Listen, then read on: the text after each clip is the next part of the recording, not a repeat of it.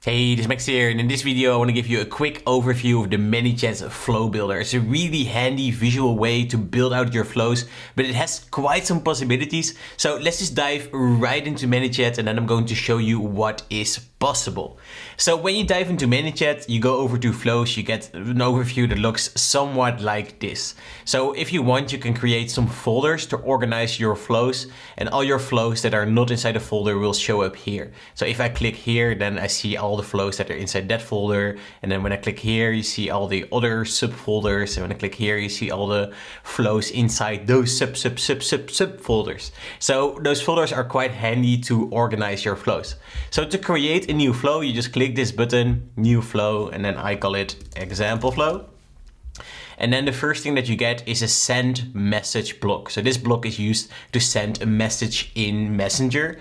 And then above that is a starting step. And the starting step always indicates where your flow is starting. And if you want, when you create your flow, you can also drag this over to other steps in your flow.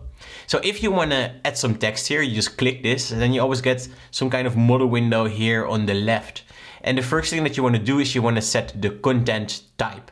And this basically indicates when or if you are allowed to send a message. So basically you always want to use other unless it applies one of these other tags. So if you, for example, want to do a post-purchase update, so you want to send an invoice or notify someone of a shipment status, then you would use this one. Or you use the convert event update when someone signed up for an event and then you want to give them an update about that, or an account update. But most often you're probably going to use other because it doesn't apply to any of those things, and then you will have to apply for OTNs, but I will explain that in a different tutorial. So just set it to other, and then here you can type your text.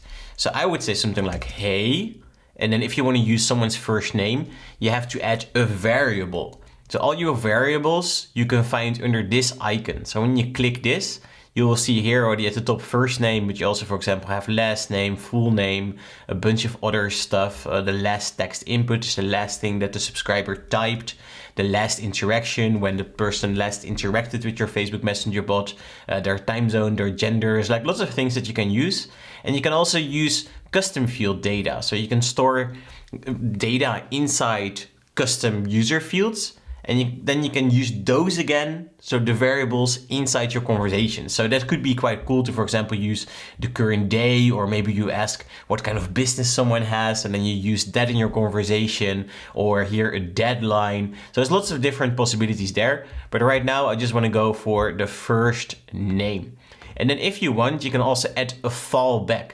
So a fallback is in case ManyChat does not know the subscriber's first name. It almost never happens because people have a first name on Facebook, right? But in case something goes wrong, then you can type a fallback. So I would say hey. So then it would say here, hey Max. And then if it, for example, doesn't know my name, it would say, hey there. And then have an exclamation mark. So this is how you add your first message. Now then to add a second message, you click the text block, and then we say something like, good to see you here. Before we get started, I just wanted to let you know that all these messages are automated and that you can always unsubscribe by typing, typing something wrong here, typing stop. So this could be maybe some kind of welcome message, right? So they first get this message and then that message. And if you want, you can then, for example, add a little delay in between those messages. So you can say, okay, I want to send this message and then I want to be typing. So it's not really typing, but then the person sees that your bot is typing, and then you can send another message. So usually I don't use this too often, only when I send really long blocks of text so that the subscriber has some time to read those things. But otherwise, I just think it's annoying that people have to wait for your next message. So I do not use it too often. Now then, if you want, you can also add an image. So you can either upload an image from your computer, or you can insert an image by inserting a URL. So what I want to do is I want to upload a picture of myself that I have on my computer. And then I want to change the position. So now it's like underneath, but I want to have it on the top. So I click these arrows and then I just drag it to the top. So then the subscriber first gets this picture, then it gets a message that says, "Hey Max, good to see you here. Before we get started, just want to let you know, blah, blah, blah." Now then, what you can do is we want to continue to another message block, right? So what we want to do here is, we're basically asking a question here. So is that okay? Without a comma here. And then that person has to reply to that before they can continue. So we want to make it conversational. So then we say here, quick reply, yes, sure, or no, unsubscribe. So, and then we click done. And then what we want to do is when someone clicks either of these quick replies, then we want to send another message. So you just click this, yes, and then you drag it over somewhere else, and then you can perform another action. So here we want to send another message. So then here, if you want, you can also set the name of the message, but I don't usually do that. It's just a lot of extra work. I always just send it to other again. And then I would say something like, perfect. And if someone says no, unsubscribe, then we send another message. Fuck, too bad. You are now unsubscribed. You are now unsubscribed.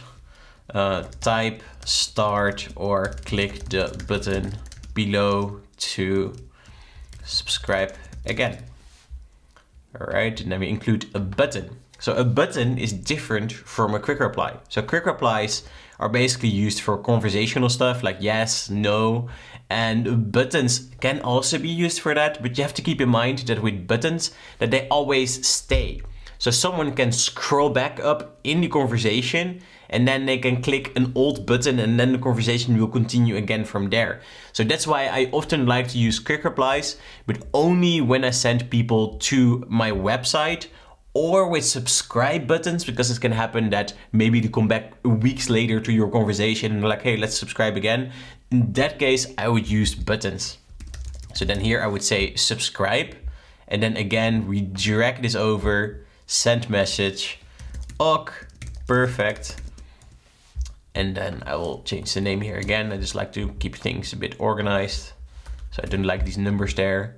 And then you can also drag these things to organize them. You can also use this magic wand to automatically organize things. This often works well, except when you create really complicated flows, then it just gets a bit messy. So you have to be a bit careful with that. And then you see that we have our simple flow.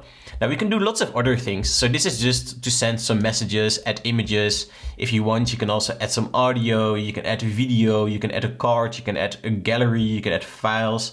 You also have user inputs. User inputs are really cool to, for example, capture email addresses or phone numbers. And if you want to go a bit more advanced, then you can also get dynamic content. So dynamic content from an external source, but that's really complicated. We'll talk about that another time.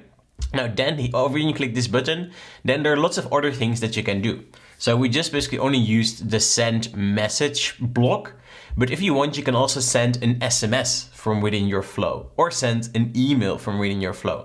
Now, I think these both features are really cool, so you can just use that. But obviously, first you need to capture someone's phone number and also get their consent to send SMS messages, and the same for email. So I leave it up to you if you want to use those. I think those are quite self-explanatory, so I will not go too deep in that now. But then the cool thing inside flows is logic. So you can add actions, you can add smart delays, conditions, and a randomizer. So actions basically let you perform an action and lots of different things. So you can, for example, add a tag, you can remove a tag, you can log a conversion event, you can subscribe someone to a sequence, unsubscribe someone from a sequence. You can mark a conversation as open, which means that they will pop up in the live chat. And you can also mark a conversation as done, and then they disappear from the live chat. You can also notify admins, and then by doing that, when somebody does a certain thing inside Messenger or inside your bot, then you can notify yourself. It can be quite handy if someone, for example, asks a question. You can also set a custom field. So custom fields are used to store little pieces of data. And then if you want, you can set a custom field. I, for example, do this to segment my audience. I would ask people what kind of business do you have? Do you sell digital products, physical products, or services? And then if someone says digital products, then I would set a custom field to digital products so that I still can use that later on. Now you can also clear a subscriber custom field, so then you can just empty what's inside the custom field. You can subscribe someone for a bot or unsubscribe someone from a bot. So for example, here we said here, you are now unsubscribed, but obviously we have to use the unsubscribe from bot action. So then we would drag that down here, and then it's still important that we automatically continue from this block into this block, because otherwise people are still not unsubscribed. So to do that, you click this block, you scroll to the bottom, and then you click here, continue to another step. And then you, boom, connect this. So as soon as someone gets these two messages, they will get unsubscribed from your bot. And then here when they say subscribe, we also have to add another action in which you say subscribe to bot. So usually subscribe to bot goes automatically when someone just starts talking to your bot, but after someone unsubscribed and then resubscribes, you need to use this action, otherwise someone will not be subscribed. So then we drag this over here, and then here also over here. And if you want, you can click the magic wand, and then we see what happens. Our flow gets automatically a bit more organized. Now, so that is actions. There's really lots of things possible there. Just look around. You, for example, also have external requests. You have some Google Sheet actions. There's an ActiveCampaign integration. You can trigger scenarios in Integromat. And there's also a bunch of opt-in, opt-out stuff for SMS and email. So I absolutely love the actions. Lots of possibilities there. Then I want to show you the smart delays. So smart delays are used to pause the flow for a certain amount of time. So you can pause it basically for a day or for a few hours or for a few minutes. So let's say that we send this message, we say perfect, and then we want to wait for 15 minutes. So then here we would say, okay, wait for 15 minutes and then continue. So then we have to connect this block here, continue to another step, and then we have to drag this over there. So as soon as someone gets this message, they automatically continue into the smart delay, and then they will wait 15 minutes and then they will continue. And then after that, we have to do something else. So maybe you want to send another message. Oh, and by the way, would you maybe like to join my free course? And again, I set the content type just to other, just to make sure we're not breaking any policies.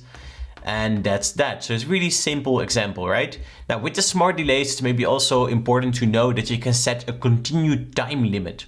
So what that means is that it will wait for 15 minutes and then continue between the times that you set. So if I click this, then you see that it will only continue between 8 in the morning and 10 in the evening. So this is maybe handy if you, for example, would wait for 4 hours and then you want to prevent that you send a message in the middle of the night. So I think when you send a message 15 minutes later, it's not so likely that someone is already asleep. But if you would wait for a few hours, so let's say here 4 hours, then I think it's important to use this. So 8 in the morning till 10 in the evening, I think those times are also really good, but you can also change that if you want. And then we get this message, oh, and by the way, would you maybe like to join my free course? And then again, we just use quick replies, right? To continue the conversation. Not interested. Yes, awesome.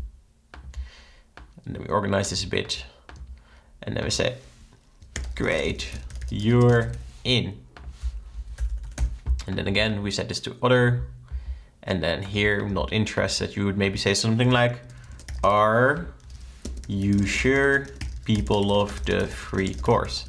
And this is really great about Facebook Messenger bots, that you can make it so conversational. So often, so I do this actually also in my real bot, is that I ask people like, hey, do you want to join my free course? I say it a bit more different, a bit more convincing also what the course is about. But if people say I'm not interested, I would just say something like, hey, are you sure people are really loving this? And lots of people then are still going to say, yes, I'm in. Yes, or ok, I'm in. You will be really surprised by that. No, unsubscribe. So if people are not interested in my free course, in this example, I just want them to unsubscribe. So then you can also just reuse other blocks that you already created. So here, for example, I could just go back here to ok, too bad, you are now unsubscribed, right? then we do not have to create that again. So just keep that in mind to keep your flows a bit more simple. And then we click the magic wand again, and then we see what happens. And then you see that now things are getting a bit messy. And this is what I meant earlier. It's because I'm here continuing to an older block. So then things are going to get a bit more messy. But what you can do is you can just select all these blocks. So here I am pressing Shift, and Shift allows me to select these things and then just drag it back over here. And then it looks a bit more organized again. And then you can also align it if you want. And then here it says, great, you are in. And then I maybe want to check if I already have someone's email address. So to do that, you can use conditions. So conditions are used to check if a subscriber matches a condition that you set. So what I just said, I want to check if I have someone's email address. So what I want to do is I want to create a new condition, and I want to go over to my system fields, and then I go over to my email system field.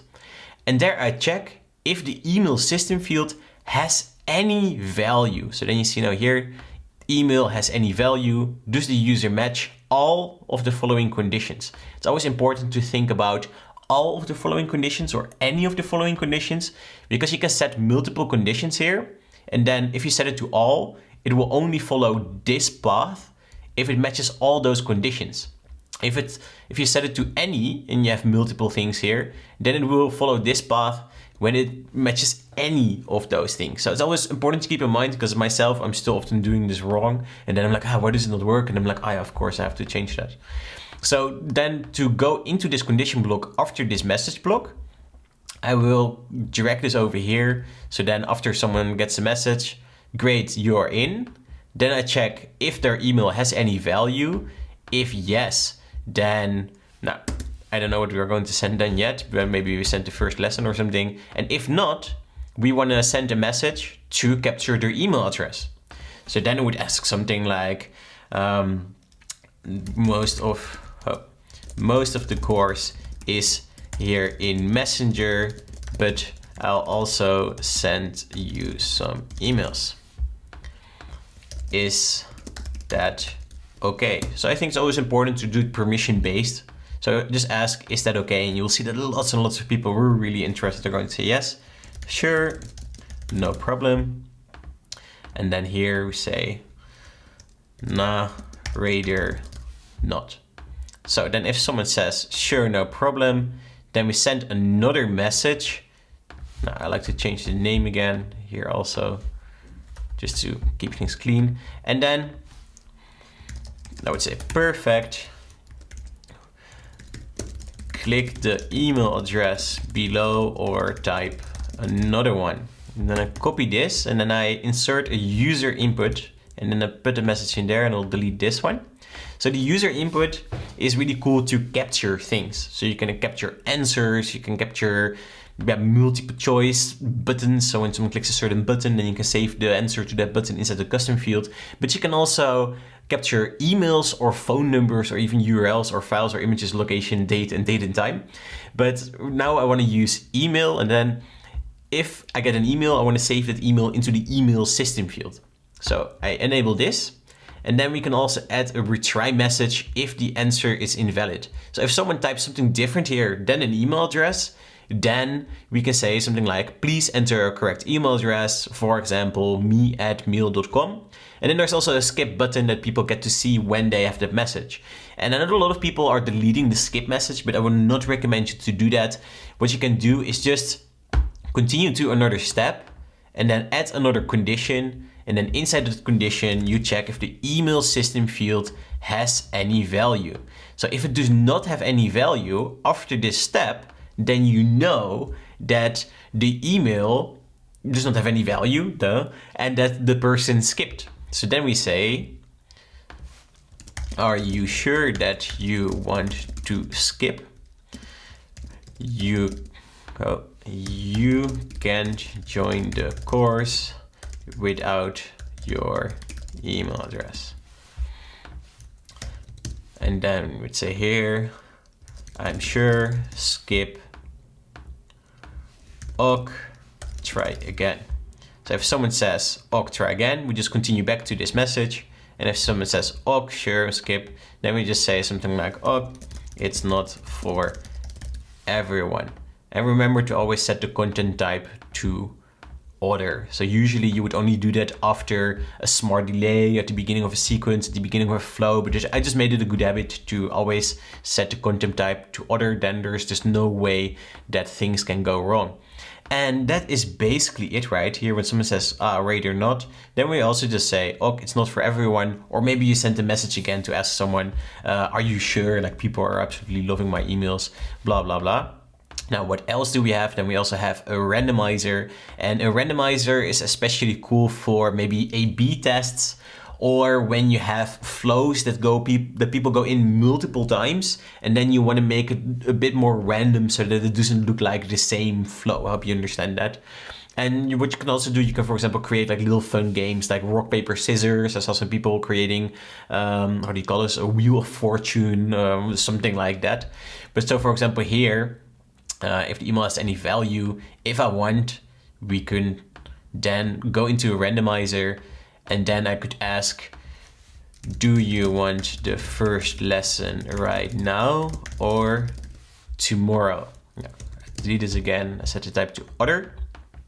And then the other one, so path B, I would ask, do you want to get started right now?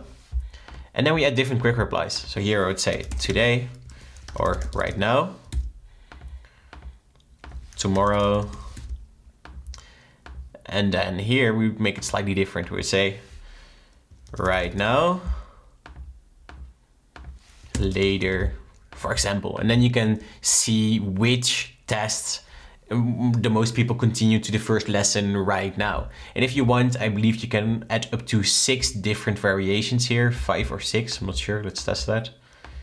Yeah, here 6, so you can add 6 different ones, but the total of this has to be 100%. So let's delete these again. So delete those. And then here we send another message. Now, I'm not going to insert or anything now.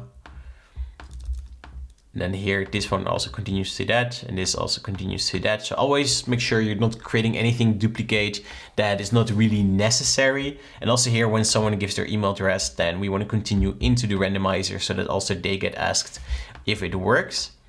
And then we drag it over here.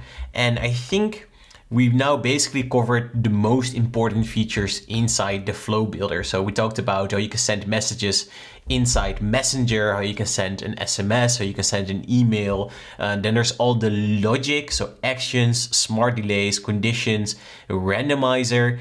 Now, one more thing that you can do, you can also add some comments. So you can add notes inside your flows, and the subscribers would not see this. This is just for you as a reference. Maybe if you do not look at a flow for a really long time, that you can then write something down here. We do this because that, so that you do not forget.